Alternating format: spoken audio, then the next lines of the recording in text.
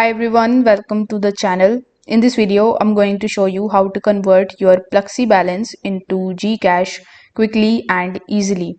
Now, Pluxee, that is formerly known as Sodexo, offers digital vouchers that can be used at selected merchants. But if you want to convert them into cash through Gcash, here is how you can basically do it.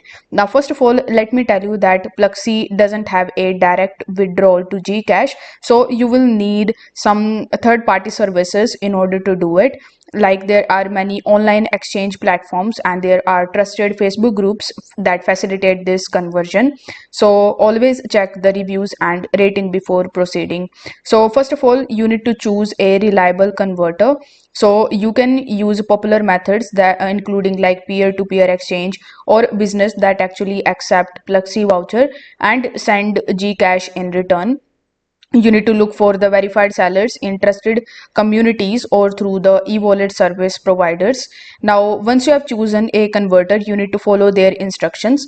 Typically you will need to simply send your Pluxee digital code or voucher to their provided account and confirm the amount before sending.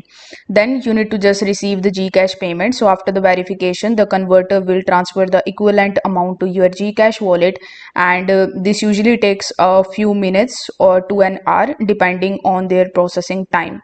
Now here are some of the things that you need to keep in mind while doing this type of conversions. So always double check the credibility of the exchanger to avoid any scams, and there are some services that may charge a small fee for conversion, and I would recommend you to go with those that charge a small fees because this will keep your transaction safe. Now if possible, test with a small amount first before sending a larger balance. And that's it. This is how you can convert your Pluxee to Gcash.